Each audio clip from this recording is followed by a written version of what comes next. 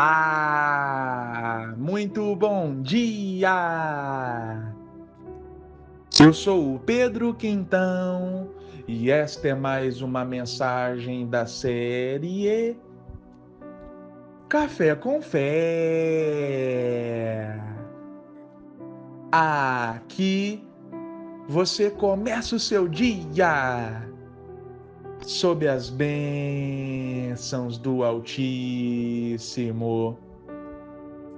E hoje é quarta-feira, dia 26 de fevereiro de 2025. E eu tenho uma palavra do Senhor diretamente para o seu coração. Meu irmão, minha irmã.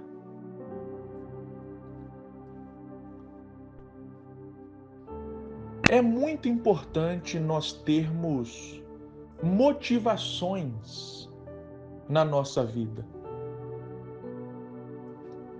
A palavra motivação significa algo que motiva a ação.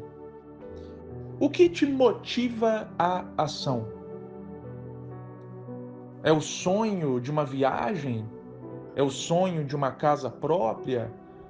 De um carro 0 quilômetros? É o sonho de um diploma? Qual é a sua motivação? O que te motiva à ação? Todos nós precisamos de motivação, porque, como diz o velho ditado, nós temos que matar um leão por dia. Não é fácil, não é moleza. Você sabe disso. Levantar da cama pela manhã por si só já é um primeiro desafio a ser vencido. Ainda mais no inverno, não é mesmo? Quando está aquele friozinho e a cama está quentinha.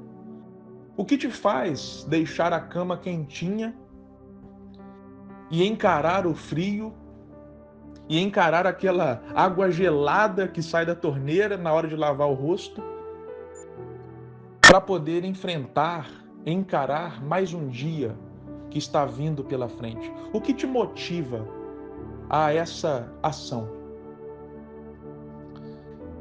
Eu lembro muito bem de quando eu era criança, às vezes o meu pai me levava na antiga empresa a qual ele trabalhava.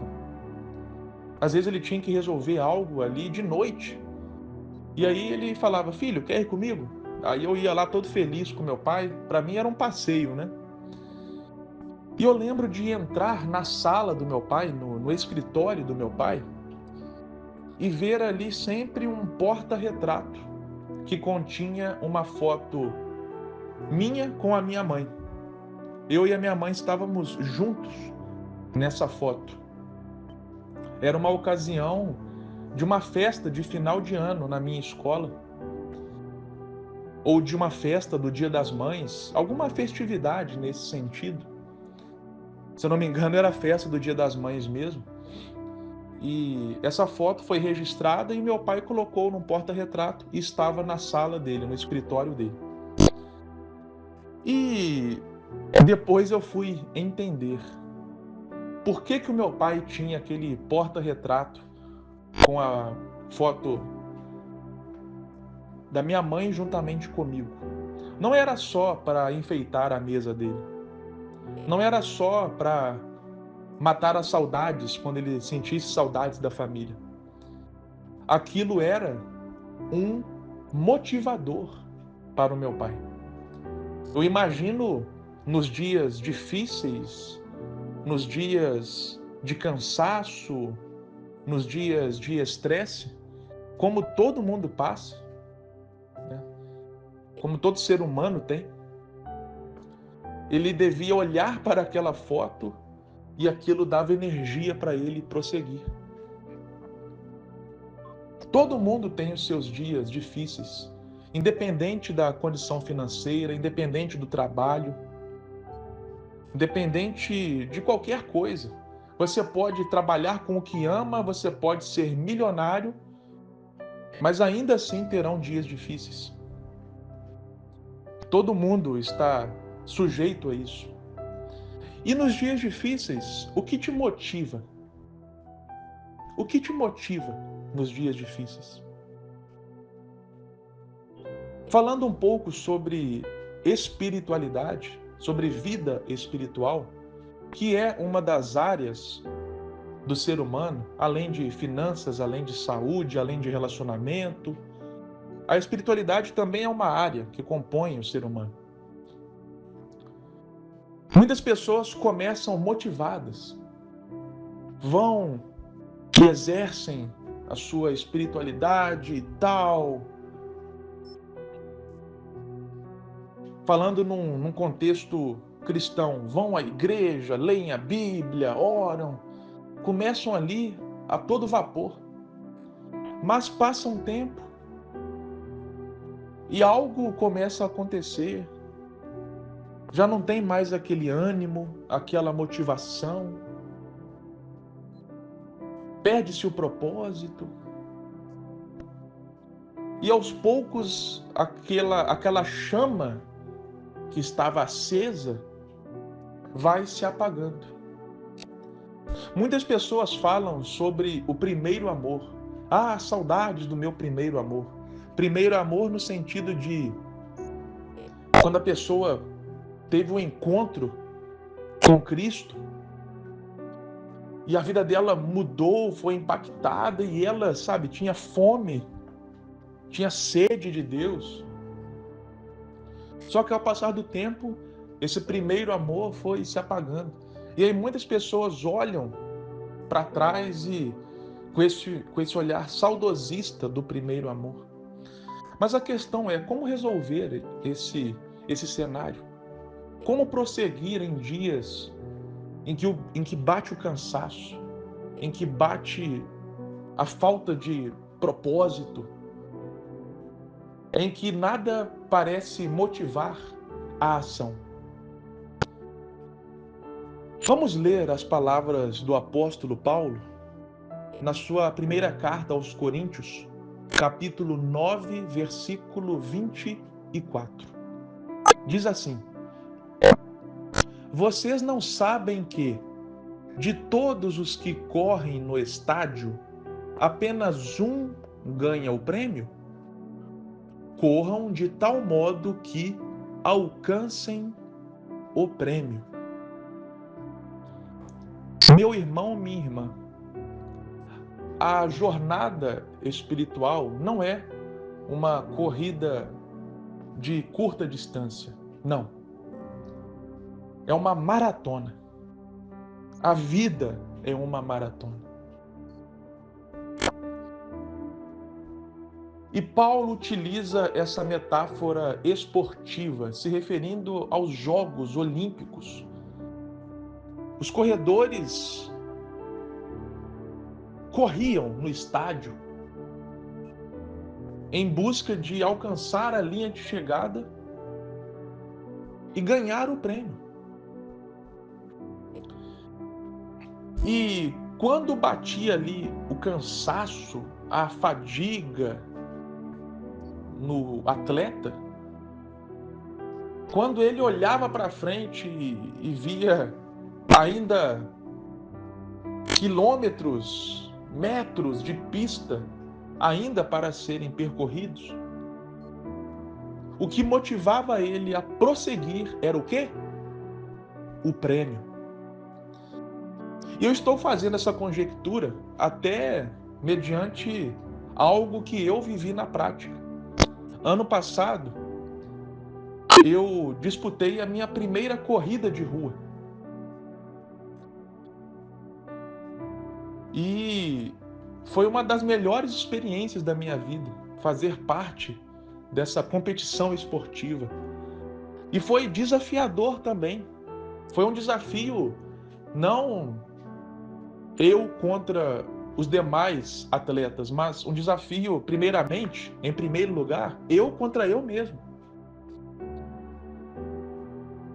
Para começar, Eu queria ir ao banheiro, só que a fila para usar o banheiro estava quilométrica.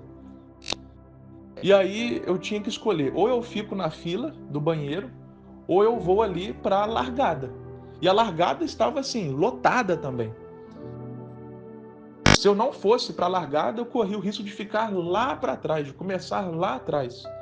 Então eu falei, eu vou ter que começar a prova apertado, com vontade de ir ao banheiro mesmo, e seja o que Deus quiser.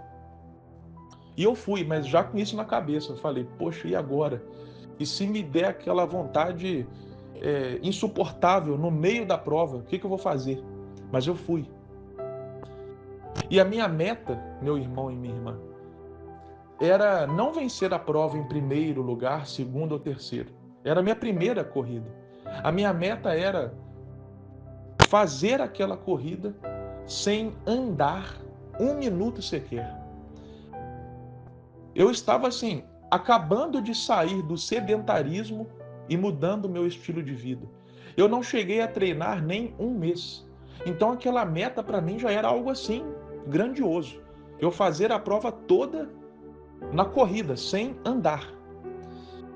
E aí, eu lembro que eu cheguei lá no meio da prova, eu olhava para frente e eu via gente lá longe.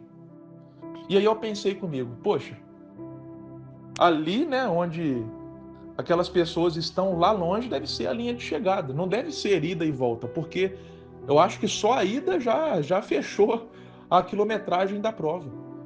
Que nada, era ida e volta mesmo. E quando eu percebi isso, eu pensei, meu Deus, eu botei a minha meta de não andar, mas será que eu vou conseguir voltar, percorrer todo esse caminho de volta? E aí passou um tempo, as minhas panturrilhas já começaram a formigar. Só que eu estava assim, convicto, com vontade de vencer, meu irmão e minha irmã. Porque, como eu disse, era um desafio eu contra eu mesmo. Eu queria superar os meus limites. Eu sabia até onde eu podia chegar. E eu só pensava no prêmio. Eu pensava na sensação que eu teria de ultrapassar a linha de chegada, colocar uma medalha no peito e celebrar e comemorar. E realmente isso aconteceu. Eu cumpri a minha meta. Eu não andei um minuto sequer. Coloquei a medalha no peito. E no final eu disse: valeu a pena. Valeu a pena prosseguir, persistir. Então, o que nos motiva nos dias difíceis é o prêmio. É o prêmio. Utilizando aqui essa metáfora da Bíblia. Ah, e que prêmio é esse que Paulo está falando? É um troféu? É algo do tipo? Não. Paulo está usando uma analogia para falar do prêmio da eternidade, da vida eterna. Não é que nós estamos lutando para conseguirmos essa eternidade. Porque as Escrituras dizem que o mérito é todo de Cristo. Cristo morreu em nosso lugar, ele já pagou o preço, ele já fez a obra, está consumado. Basta nós compreendermos e depositarmos fé nessa obra de Cristo. Então, não é que nós lutamos para conseguir isso, não. Mas nós lutamos para permanecer, para prosseguirmos na jornada como peregrinos. É claro que nós não estamos sozinhos nisso. É claro que, como a Bíblia diz, o querer e o efetuar vem de Deus. Ele nos dá fôlego, sustentação nessa jornada. Mas há uma parte também que nos cabe. Por exemplo, quando Jesus chegou diante do túmulo de Lázaro, ele falou para os homens que ali estavam, para as pessoas que ali estavam: rolem a pedra. Ora, O mesmo Jesus que viria a ressuscitar um morto não tinha poder para rolar aquela pedra com um estalo de dedos? É claro que ele tinha. Mas Jesus fez isso de forma pedagógica, com o intuito de ensinar que, por mais que ele tenha o poder, ele não vai fazer tudo sozinho. Há a nossa parte. Então, meu irmão e minha irmã, quando você estiver desanimado, cansado, sem visão, lembre-se do prêmio. Lembre-se para onde você está indo. Lembre-se da obra que Deus fez e faz em nossa vida. Amém? Que o Senhor te abençoe grandiosamente e até a próxima.